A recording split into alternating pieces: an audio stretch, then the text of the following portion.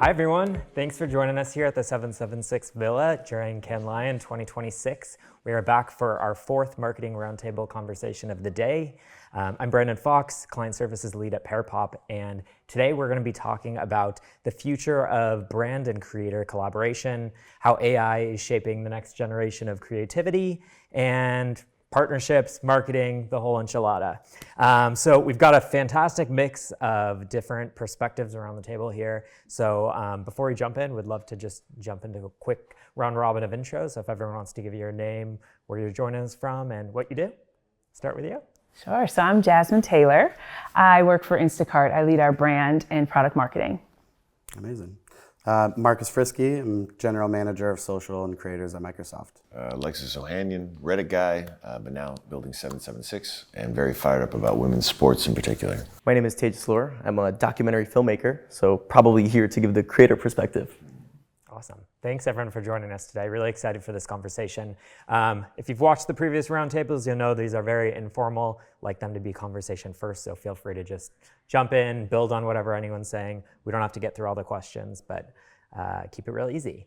So to start us off, first question is, what do you think will define the strongest brand creator partnerships over the next 5 years, we'll call it? I think, and then I would love to hear Tejas' thought, but maybe I have a little bit of a unique take. I feel like what is going to be just like a really strong collaboration is if the creator feels like they're doing the best work of like their life, right? Because if it's great content, their audience understands that they're passionate about it, performs well, ultimately then the brand's happy, you know? Obviously there's, things and stories and messages to put throughout the content, but for me, it's not about trying to jam the talking points into the content. Absolutely. I mean, just to add into that, I've been really blessed to where most of my brand partners I've been partners with for many years now, which I think is instrumental in this, Microsoft being one of them. And I think about my partnership with Microsoft too. I've been using Microsoft products since I could play around with the computer. So when I think about how do I create the best stories for it, it's honestly recalling memories and thoughts and emotions that I've had with the devices since I've grown up. And so that's helped whenever there is a campaign and with maybe a specific call to action, or maybe it's just a brand awareness campaign, I've used it for almost my entire life. So it's as authentic as it could be. Genuine passion. I love that. I like how y'all's generation of creator is much more opinionated in the things you do and the things you won't do. And what's surreal is how bought in your community is to like celebrate your success in a way that, like, as a geriatric millennial, like I remember when this whole concept even started. And I remember I got get a few deals back in the day every now and then. And it felt, there was a kind of insecurity around it in the early days of the creator economy, because it wasn't very clear, it just was a novel thing, right? This thing showed up, Instagram, that was about ideally, I guess, sending photos to your friends or following your friends' photos. That's what it was when it started. And then obviously it grew into so much more. But like the early days of it, everyone was kind of feeling out like, what the hell is this thing? Yeah. Like, it's, I think, such a good sign now that both the communities, this parasocial relationship you and other creators have with your audiences is incredibly valuable. Like it is going to be one of the last things left in an age where no one's going to trust anything. Mm-hmm. People already distrust institutions.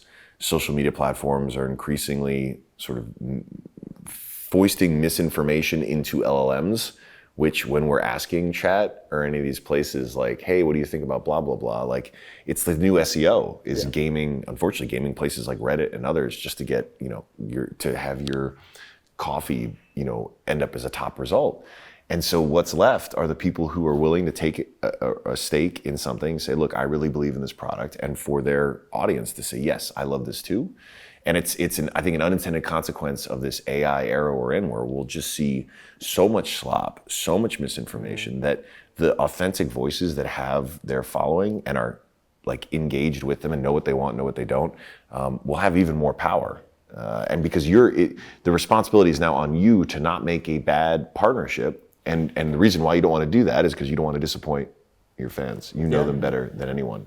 And so I think that whatever we think about the creator economy today is only going to increase in value. Yeah, something I've learned in this space, I've been a creator now for 6 years, is trust is gained in dropped in buckets. And our entire career is just trust. That is the capital that we are in. And so 100% to that point, especially now as content is becoming very commoditized and people are racing to be like, how do I make 100 videos per day, 1,000 videos per day? I find myself actually going the exact opposite route. That's my theory.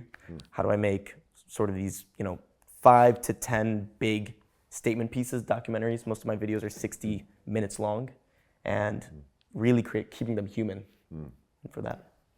And I think that's what brands and creators have in common, is that we also deal in trust. Like, if we break trust, we lose it in the same manner, right? And so I think when I think about where, as an elder millennial myself, when the creator economy started, we, as a marketer, we were really focused on content and reach, right? Who has the most reach? How can we get in front of the most people? We've really shifted our strategy to think about, where is community being built? What does that look like? Not just engagement rate, but truly, like, when we look at a creator and their followers, what conversations are they having? How meaningful are those conversations? Because I think in the future, that community will be built between the brands and the creators building community together. Absolutely. No, definitely. We actually, shameless plug, so I'm building this track and field league called Athlos to compete with the Olympics. Women's first. We'll add men probably next year, but focused, really platforming and hearing women to start. And one of the fun things about seeing, athletes are creators, and certainly you can't walk around Cannes without bumping into another, like a gold medalist or some superstar athlete now. And it's right, in 5 years, it's gone from non-existent to everywhere. And what's been so exciting about tapping into that community and that base is you're able to create these IRL experiences, which obviously are going to be even more meaningful in, again, the age of screens and AI we're all in. And then when you can show up with a brand that wants to be in those places, handing out free smoothies or creating a kids zone at the finish line, so all these little boys and girls from the community who run track or do track and field can see the greats literally running by them and see it, be it for a sport that's never had shine outside of every 4 years in the Olympics. You're earnestly and easily ingratiating yourself into a community of folks who very much so want to see these athletes do well. And this goes back to it's so interesting because, like, we already cheer for our champions in the arena. Like, the reason we love sports is because there's an athlete we love and we want to see them win. We hate when they lose.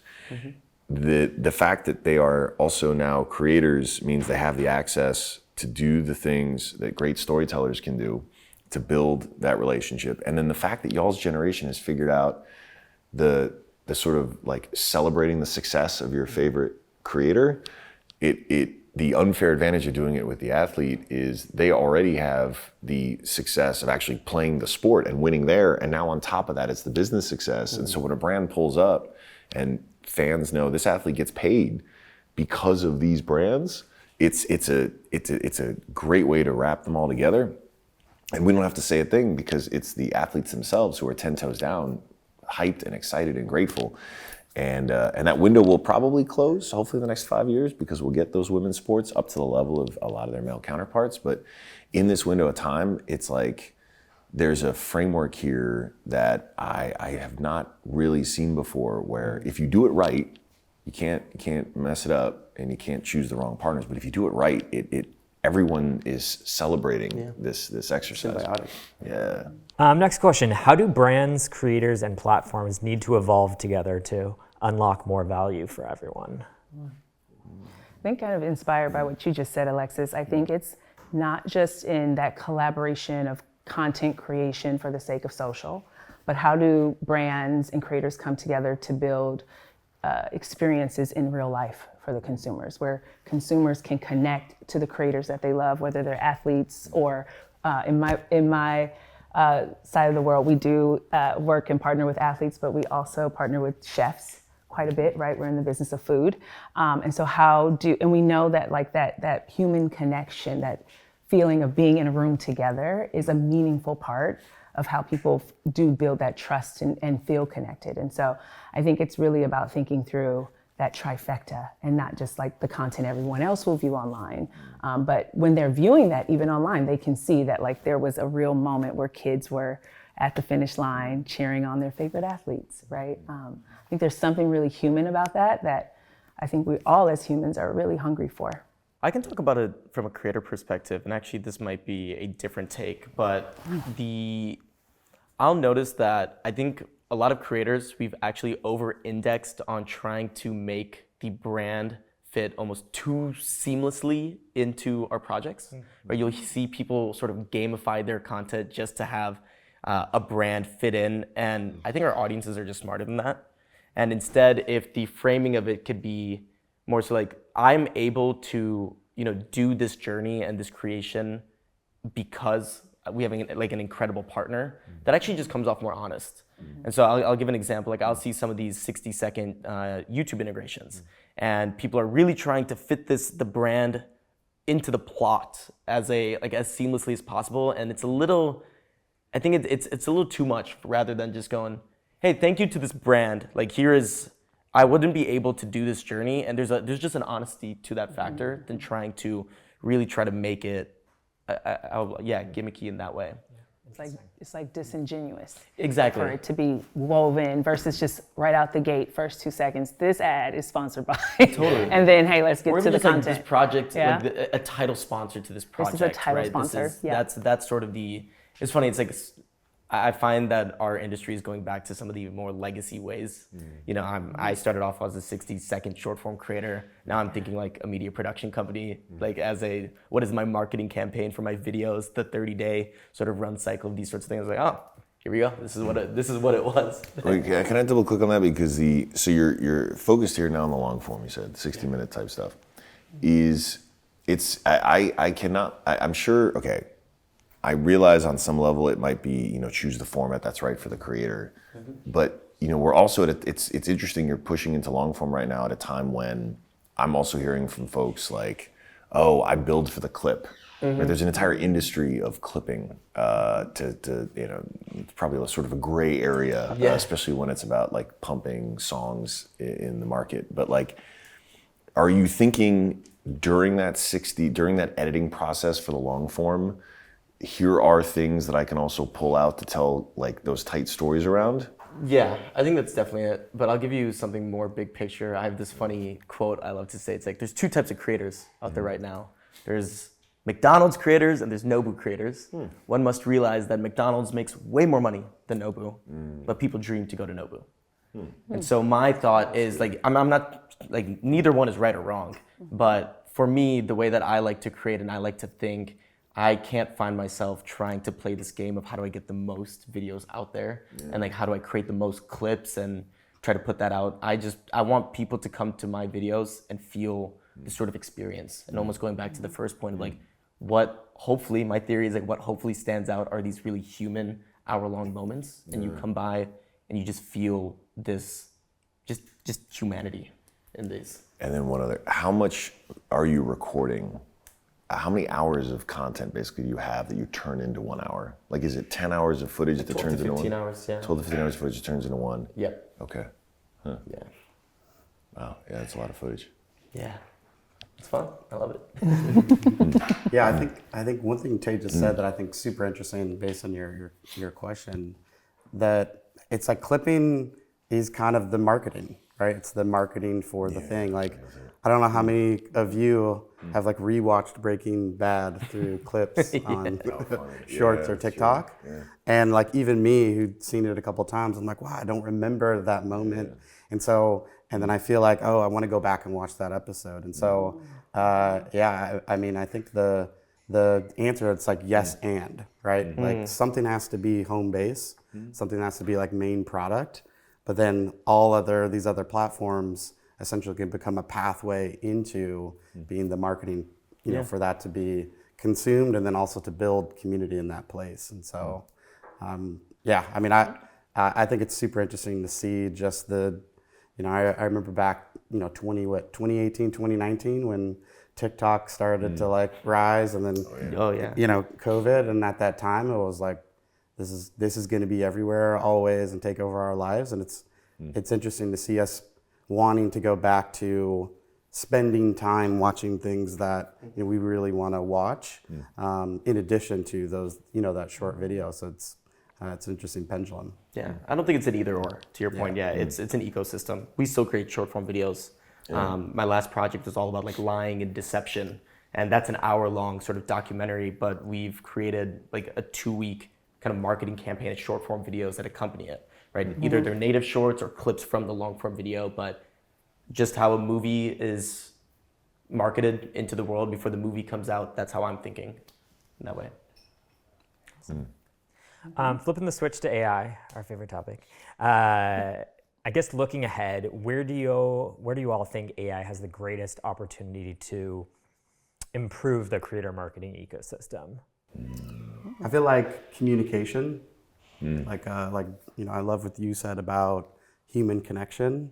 I think that at the end of the day is the most important thing. And, I think there'll be a world where, Tejas, you're actually able to use AI to communicate an idea that you have before you go shoot for 12 hours, right? Yeah.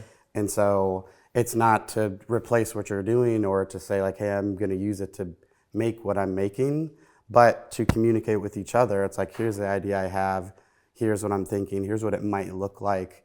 That helps you get to something faster that we can win back some time for ourselves to then really focus in on the craft, of what we do. And that's, a lot of ways my, team is kind of thinking about it, or like, how can we reduce the time between getting alignment to there being the first draft?